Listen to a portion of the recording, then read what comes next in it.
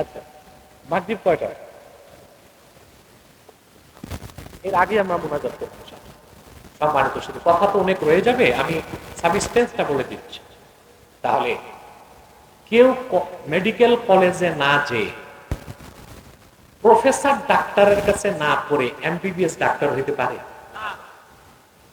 বাংলাদেশে যে engineering college আছে, কুয়েট, চুয়েট, কুয়েট, রুয়েট, ডুয়েট, ওখানে না যাইয়া তাও এসএসসি পাস হলে হবে না, এইচএসসি পাস করে 6 বছর মেডিকেল কলেজে পড়লে এমবিবিএস। মাত্র এমবিবিএস তো এখন মা বাবার বেকার সন্তান, চাকরি আছে না, আরো ডিগ্রি লাগে। আগে ছিল এফআরসিএস, এখন লাগে এফসিপিএস, লাগে না? তারপরে আপনার করতে হয়, বিসিএস কাডর হয়, তারপরে চাকরি যদি একটা পাওয়া যায়, ঠিক কিনা? আপনি এইসব বুয়েট রুয়েটে যে 6 বছর পড়বেন, তারপর আপনি ইঞ্জিনিয়ার।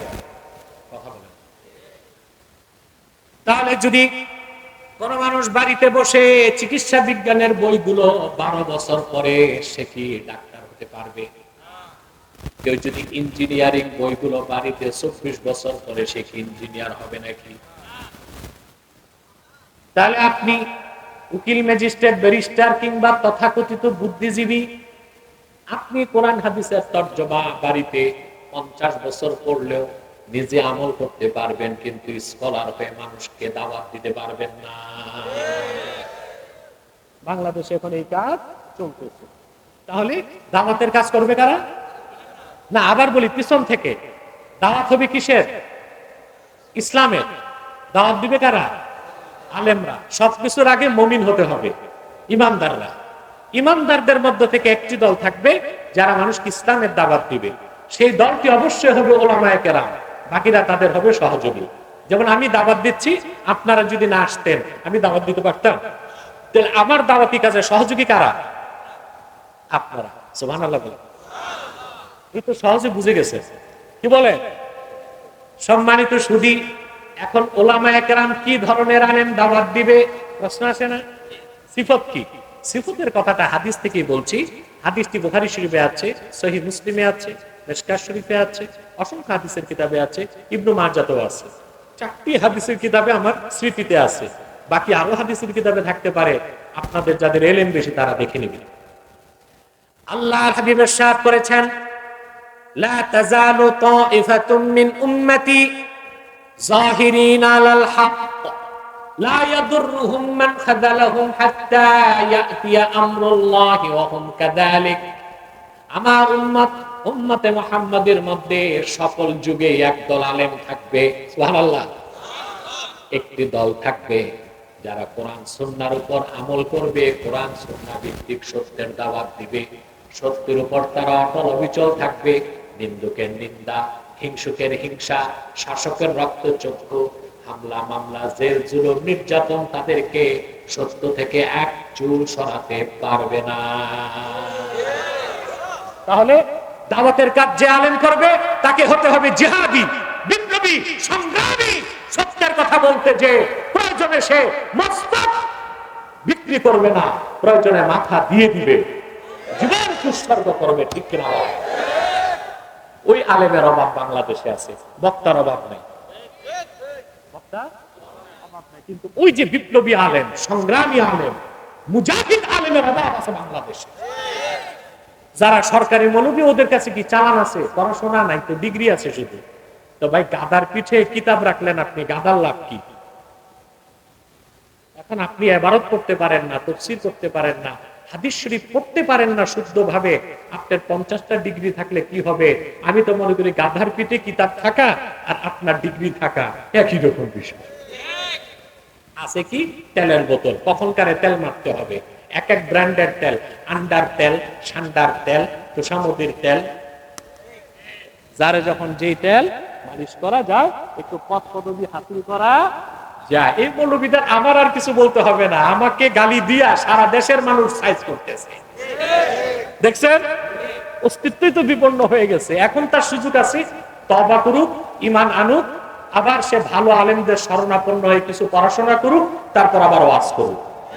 তাহলে যদি অস্তিত্ব টিকে, নতুবা এরকম মৌলবীরে আচার বানায় জাদুঘরে রাখতে হবে, যে এই নামও একটা মৌলবী বাংলাদেশে ছিল, যার কাম ছিল শুধু তৈল মর্দন। সম্মানিত সুধী, তাহলে যে দাওয়াতের কাজ করবে সে আলেমকে হতে হবে সত্যের সৈনিক, সত্যপন্থী, বিপ্লবী এবং সংগ্রামী, শাসকের রক্তচক্ষু, নিন্দুকের নিন্দা, হিংসুকের হিংসা, জেল, জুলুম, হামলা, মামলা, সত্য থেকে তাকে বিচ্যুত করতে পারবে না। ঠিক কিনা? এবার আসেন, তাহলে আমরা কি বুঝলাম? উম্মতে মুহাম্মাদের একটি দল মানুষকে দাওয়াত দিবে, ওই দলটা হতে হবে উলামায়ে কেরাম। তাদের পরিচয়, তারা হবে সত্যপন্থী, সত্যের সৈনিক। ঠিক কিনা? এখন দাওয়াতের নীতি কি হবে? কথা বলেন, নীতি লাগবে না?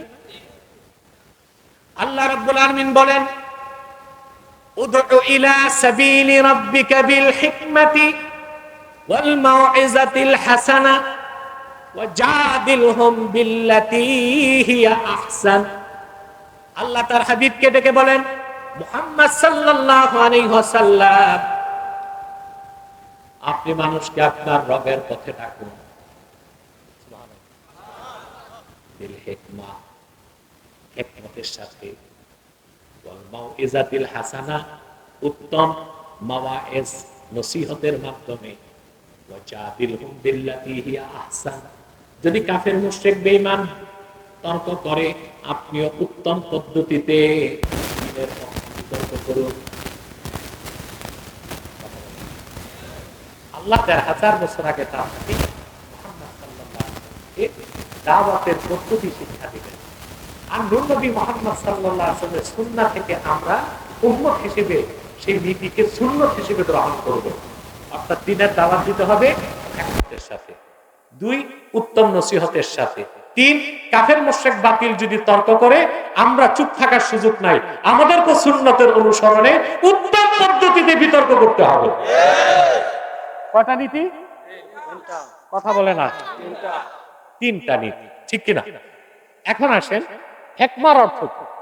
এটা প্রশ্ন। হিকমার, আমাদের দেশের অধিকাংশ আলেম হিকমতের অর্থ করে কৌশল। কি করে? এখানে একটু দুরভিসন্ধি আছে, অর্থাৎ পিঠ বাঁচানো যায়। কোথাও যে হক কথা বলে চাকরি থাকবে না, বলা যায় ভাই আল্লাহই তো বলছেন কৌশলে, তো চাকরি বাঁচানোটা হইল কি? কৌশল। পিশাব মনে করে সব কথা বললে মুরিদ কিছু কমবে, অতএব একটু এড়ায় যাওয়াটা কৌশল। বক্তা মনে করে সব কমিটি যেহেতু কানে মন্ত্র পড়া দিছে, যদি না শুনি তো আগামী বছর আর দাওয়াত নাই, অতএব কমিটির কথা শুনে একটু সত্যকে এড়িয়ে যাওয়া কি? আল্লাহকে এই কৌশলের কথা বলছেন না। ইমামে ফখরুদ্দিন রাজি উদউ ইলা সাবিলি রাব্বিকা বিল হিকমার ব্যাখ্যায় তিনি হিকমতের অর্থ করেছেন লা রাইবা আন্নাল হিকমাতা হিয়াল হুজ্জা। কোনো সন্দেহ নাই, দাওয়াতের কাজে আল্লাহ কোরআনে যে হিকমতের কথা বলেছেন সেই হিকমত অর্থ পিঠ বাঁচানো নয়, চাকরি বাঁচানো নয়, মুরিদ টিকানো নয়, শ্রোতা ধরে রাখা নয়। সেই হিকমতের অর্থ হচ্ছে দলিল, এভিডেন্স, ডকুমেন্ট। অর্থাৎ দ্বীনের দাওয়াত হবে দলিলের সাথে। কিসের সাথে?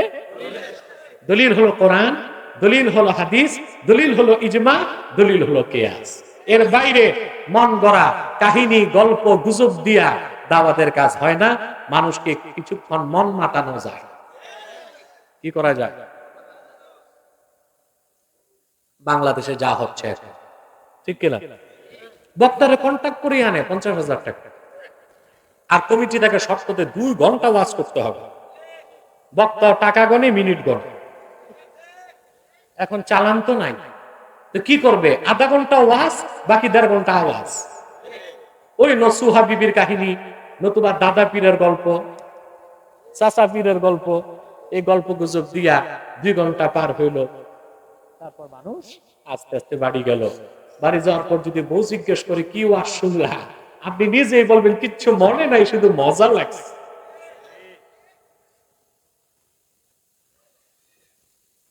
কথা ঠিক?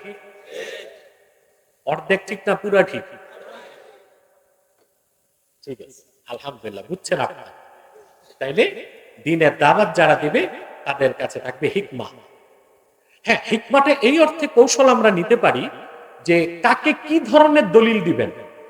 যেমন একটা আমার সাথে নাস্তিকরা ডিবেট করে, দেখছেন? এখন দাওয়াতের কাজে আমি ওদেরকে ওদের দলিলে ওদেরকে ঘায়েল করি, বুঝলেন না? ওদের দলিল ওদেরকে ঘায়েল করে আমরা দেখাই কোরআন হাদিস চূড়ান্ত সত্য, আর তোমরা যেটা নিয়ে আসো ওটা পুরাটাই মিথ্যা, কাল্পনিক, নিজস্ব মন করা মতবাদ। কথা বুঝেন না? ঢাকা বিশ্ববিদ্যালয়ের ছাত্র একটা নাস্তিক বসে আছে, আপনি তাকে মনে করেন আপনাকে কোনো বিশ্ববিদ্যালয়ে দাওয়াত দিচ্ছে, আর ওখানে যে আপনি পর্দার ওয়াজ শুরু করছেন, না, দেখা যায় বিশ্ববিদ্যালয়ের ছাত্র 70% নাস্তিক। তাকে আপনাকে বুঝাতে হবে যে আল্লাহর কোরআন চিরসত্য মহাসত্য ধ্রুব সত্য, রাসূলুল্লাহর হাদিস চিরসত্য মহাসত্য ধ্রুব সত্য। তখন আপনি কোরআন হাদিসের দলিল সামনে রেখে নাস্তিকরা বিজ্ঞান পূজারী, তাদের বিজ্ঞানের অসারতাগুলো তুলে ধরবেন, তখন সে কোরআনের পথে আসবে। যখন সে কোরআনকে মানবে তখন সে নামাজ মানবে, পর্দা মানবে, হজ মানবে, যাকাত মানবে, আখিরাত মানবে, কবর মানবে, সব মানবে। এই যে আপনি নির্ধারণ করলেন কাকে কি ধরনের দলিল দিবেন, এটা হিকমা। কিন্তু হিকমার মূল অর্থ কি? কৌশল না দলিল? 2 নাম্বার ওয়াল মাউইজাতিল হাসানা, উত্তম নসিহত করতে হবে। কোরআন, আপনার যদি ঘটনা বলতে হয় সেটা কোরআন থেকে বলতে হবে, হাদিস থেকে বলতে হবে।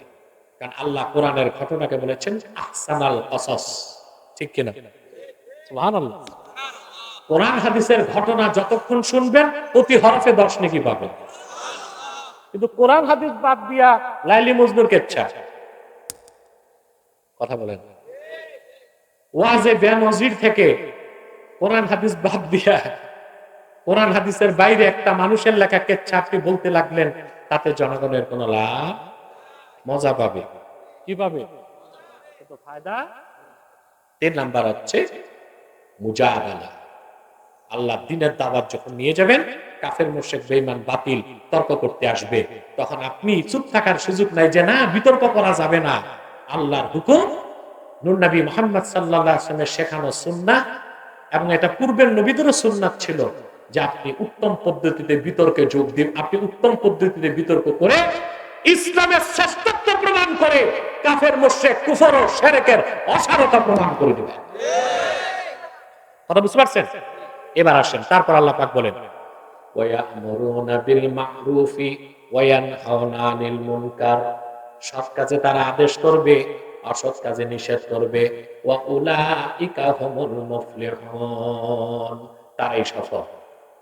তা সৎ কাজে আদেশ, অসৎ কাজে নিষেধ, এটা আলেমদের উপরও ফরজ, শাসকদের উপরও ফরজ, জনগণের উপরও ফরজ। সৎ কাজে আদেশ, অসৎ কাজে নিষেধ, এটা 3টা ক্ষেত্র, 3টা শ্রেণী। কথা বলে না? ক্ষেত্র কয়টা? শ্রেণী কয়টা? আল আমরু বি, এই মিয়া সাহেব, এ লোক বোধ ইমাম সাহেব, মাগরিব পড়াবে, আগে দৌড়ে যাচ্ছে, কারণ এত দেরি করলে চাকরি থাকবে না। সেক্রেটারি বলবে কই গেছিলেন, দেরি হইল কেন? সেক্রেটারি 5 ওয়াক্ত নামাজ না পড়ুক, ইমাম সাহেবের 5 ওয়াক্ত থাকতেই হবে। আমি আগেই বলছি মুনাজাত আমরা আজানের আগেই করবো ইনশাআল্লাহ। দেখো তো টাইম কত? 5টা বেজে গেছে, আর বেশি সময় না। খুব সংক্ষেপে 2টো কথা বলেই একটা মেসেজ আপনাদেরকে দিতে পারবো ইনশাআল্লাহ। কথা বুঝতেছেন ভাই? তো যে কথা বলছিলাম, সৎ কাজে আদেশ, অসৎ কাজে নিষেধ, এটার কয়টা ক্ষেত্র, শ্রেণী কয়টা? 3টা। 1 আল আমরু বিল মা'রুফ ওয়ান নাহয়ু আনিল মুনকার আলাল উমারা'i বিল ইয়াদি ওয়া আলাল উলামা'i বিল লিসান ওয়া আলা আওয়ামিন নাসি বিল কলবি। সৎ কাজে আদেশ, অসৎ কাজে নিষেধ শাসক করবে হাত দিয়ে। কথা বলেন, শাসক কি দিয়ে করবে? আলেম করবে জবান দিয়ে, জনগণ করবে অন্তর দিয়ে। তারা সৎকে গ্রহণ করবে, অসৎকে বর্জন করবে। তাহলে সৎ কাজের আদেশ, অসৎ কাজের নিষেধ উম্মতে মুহাম্মাদের মধ্যে প্রথম শ্রেণী যারা শাসক, তাদের উপর ফরজ কিনা বলেন? এখানেই তো কোরআনের রাজনীতি চলে আসলো। তাহলে কেমন করে রাজনীতি বাদ দিব? সুযোগ তো নাই। তোমরা করো কল্যাণ নেওয়ার রাজনীতি, আমরা শেখাই কল্যাণের রাজনীতি। তোমরা করো লুটপাটের রাজনীতি, আমরা শিখাই ইনসাফের রাজনীতি। তোমরা করো হানাহানি সন্ত্রাস, আর আমরা শিখাই খেলাফতের আদলে রাষ্ট্র ব্যবস্থা, যে রাষ্ট্র মানুষকে দিবে পৃথিবীতে সফলতা, আখেরাতে মুক্তি। ঠিক কিনা? তাহলে সৎ কাজে আদেশ, অসৎ কাজে নিষেধ, এটা শাসকদের উপর ফরজ কিনা? আলেমদের উপর ফরজ কিনা? জনগণের উপর ফরজ কিনা? শাসকদের উপর ফরজ কি দিয়ে? আলেমদের উপর, জনগণ। একটা উদাহরণ দিচ্ছি, নামাজ আপনারা পড়েন? কথা বলেন। নামাজের ক্ষেত্রে শরীয়তের হুকুম কি? ব্যক্তিগতভাবে ফরজ নামাজ পড়া, আবার নামাজ প্রতিষ্ঠা করাও ফরজ। জমিনে নামাজ প্রতিষ্ঠা করা কি? এখন আমি একটা ফতোয়ার সময়, ফতোয়াটা ইমাম আজম আবু হানিফা, সবাই হানাফি না? আমার দুঃখ লাগে ইমাম আজমের এই ফতোয়াটা কোনো বক্তা বলে না কেন, এটা গোপন করে। আমি বলবো বিশ্ববরণ্য ইমাম আবু হানিফা রাহমাতুল্লাহ, তার ফতোয়া হচ্ছে ইন্না তারিকাস সালাতি লা ইউকাফফার ওয়া লা ইউকতাল ওয়ালাকিন ইউহবাসু ওয়া ইউদরাবু হাত্তা ইউসাল্লিয়া। যে ইমানদার মুসলমান নামাজ পড়বে না, আবু হানিফা বলেন তারে কাফের বলা যাবে না, তবে তাকে হত্যাও করা যাবে না, তবে তারে অ্যারেস্ট করতে হবে। যতক্ষণ নামাজ না পড়ে ততক্ষণ তাকে কিছু কিছু পানিশমেন্ট দিতে হবে, বেত্রাঘাত। যখন নামাজ শুরু করবে জেলখানা থেকে খালাস পাবে। ফতোয়া কার? আবু হানিফা। এই ফতোয়া বলে হানাফিরা? কথা বলেন। এটা বললে তার চাকরি বাকরি থাকে না। এখন মনে করেন এটা ইমাম আজমের ফতোয়া, যে বেনামাজি যদি, কাফের মুশরিক যদি নামাজ না পড়ে আমরা কিছু বলতে পারবো না। আগে ইমান, ইমান এনে মুসলিম দাবি করে যদি নামাজ না পড়ে, মুসলিম জনপদের যারা শাসক তাদের উপর ফরজ হচ্ছে যে নামাজ পড়বে না তাকে বেত্রাঘাত করবে। 10 বেত, 15 বেত, 25 বেত, 30 বেত, যার যদ্দুর লাগে। এখন মনে করেন আজকে মাগরিবের পর যদি আপনারা কেউ যে বাজারে বেনামাজি ধরে বেত লাগান 30টা, খাইবেন কয়টা? 50টা। সিভিল পার্সন বাদ দেন, এলাকার চেয়ারম্যান সাহেব যদি বেনামাজিরে বেত লাগায় তার চেয়ারম্যানগিরি থাকবে? এই আসনের এমপিও যদি বেনামাজি ধরে বেত লাগায় সংসদে কথা উঠবে, এই এমপি তো জঙ্গিবাদী, আফগানিস্তান থেকে আসছে, তাকে ইমপিচ করা হবে। এলাকার সবচেয়ে বড় পিসাবও যদি বেনামাজি ধরে বেত লাগায় 10টা, পিসাবের পাগড়ি ঠিক থাকলেও কুর্তা ঠিক থাকবে না, থাকবে? কিন্তু যদি রাষ্ট্রীয়ভাবে আইন গ্রহণ করা হয়, যখন আজান হবে কেউ বাজারে, আদালতে, মাঠে ঘাটে, সংসদে কোথাও থাকতে পারবে না, নামাজে যেতে হবে। শাসক যদি আইন পাশ করে সংসদে কোরআন সুন্নাহর আলোকে, তাহলে বেনামাজিকে আর 25 বেত দিতে হবে না। পুলিশের হুইসেল পেলেই সব ওযু করে মসজিদে ঢুকবে কিনা বলেন? এখানে সৎ কাজের আদেশ করলো কে? শাসক। আর আলেম ওয়াজের মাধ্যমে বুঝাবে, ভাই তুমি যদি মুসলমান হও নামাজ না পড়লে তুমি কোটি কোটি বছর জাহান্নামে জ্বলবা। এটা আলেমের কাজ। আর জনগণ নামাজকে আদরের সাথে অন্তরে গ্রহণ করবে, এই হচ্ছে সৎ কাজ। আচ্ছা, মদ পান করা কি অসৎ কাজ? মদ পান করা কি? আচ্ছা, আমি 3 ঘন্টার বক্তব্য 1 ঘন্টায় দিচ্ছি, এই জন্য খুব দ্রুত চলতেছি। আপনাদের কষ্ট হচ্ছে নাকি? এটা কিরাম কথা? কষ্ট তো হচ্ছি, কিন্তু কষ্টটা মিষ্ট। তো অনেকগুলো ভাই দাঁড়িয়ে আছে, ওনারা দাঁড়িয়েই মজা পায়, দাঁড়ায় থাকে, সমস্যা নেই, শান্তিতে আছে, দাঁড়ায়। মিটিং মিছিল করতে করতে অভ্যাস হয়ে গেছে, আর বসে না, দাঁড়াই থাকে। আবার কিছু মানুষ হচ্ছে জিএমটিটি, যাতে মাতাল তালে ঠিক। যদি গোলমাল, যদি আল্লাহর মতে আমাদের মাহফিলে কখনো গোলমাল হয় না, যদি কোনো সমস্যা হয় দাঁড়ায় থাকলে সেফ এক্সিট, পালানো যায় সহজ। মদ পান করা কি? না, বসতে হবে না। এখন তো আমি উঠে যাব, তা ওরা বসে কি করবে? দাঁড়াই থাক। তো বলছিলাম মদ পান করা কি? বাংলাদেশে 50 বছর যাবত আলেমরা বলতেছে মদ পান করা হারাম, যে মদ পান করে 40 দিনের ইবাদত কবুল হয় না, মদ পান যে করে তারে সালাম দেওয়া যাবে না।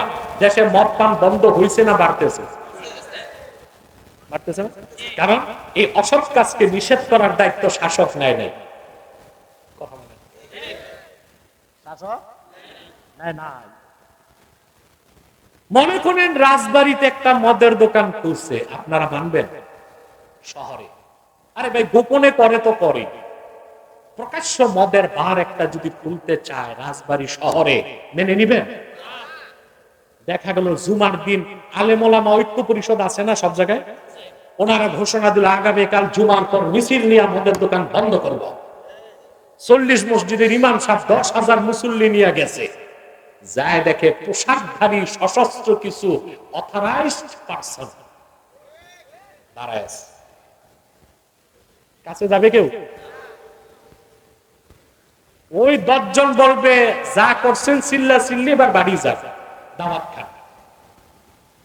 এই লোক সরকারকে ট্যাক্স দিয়া মদ আনছে, প্রতি গ্লাসে আমরা সরকারকে ভ্যাট দিচ্ছি, অতএব এই মদের দোকান পাহারার দায়িত্ব হচ্ছে প্রজাতন্ত্রের। কথা বলেন, আপনারা ওখানে লাফালাফি করে চলে আসলেন, তাহলে অসৎ কাজ নিষেধ করতে পারলেন? যদি সংসদে পার্লামেন্টে বিল পাস হয়, প্রকাশ্যে মদ পান করা যাবে না, বেচাও যাবে না, মদের বার করলে 10,000 মুসল্লি লাগবে না, 3 জন কনস্টেবল, একজন দারোগা যদি এসে দাঁড়ায়, মদের দোকানদার শ্বশুর বাড়ি যাবে কিনা বলেন? তাহলে সৎ কাজে আদেশ, অসৎ কাজে নিষেধ, এটা করার জন্য 3টা শ্রেণী, শাসক, আলেম, জনগণ, 3টা ক্ষেত্র। শাসক তার ক্ষেত্রে করবে, আলেম তার ক্ষেত্রে করবে, জনগণ তার ক্ষেত্রে করবে। এখন কোন শাসক নামাজের প্রতিষ্ঠা করবে, মদ বন্ধ করবে, যেই সেই শাসক না কোরআন হাদিসে বিশ্বাসী শাসক? তাহলে ওই পার্লামেন্টে কোরআন হাদিস বিশ্বাস করে এইরকম লোকের দরকার আছে কিনা? নাই। তাহলে ইসলামী রাজনীতি বাদ দেবার কোন সুযোগ? তবে ফর্মুলা গণতন্ত্র না, আমাদের ফর্মুলা হচ্ছে খেলাফতের আমলে। সাদাকাল্লাহুল আযীম ওয়া সাদাকা রাসূলুহুন নবিয়ুল কারীম ওয়া নাহনু আলা যালিকা মিনাশ শাহিদিন ওয়াশ শাকিরিন ওয়ালহামদুলিল্লাহি রাব্বিল আলামিন। আব্দুল মতিন সামনে বসুন, একদম সামনে বসুন। রহিম তোমার SRE মিডিয়া, ইসলামের পথে।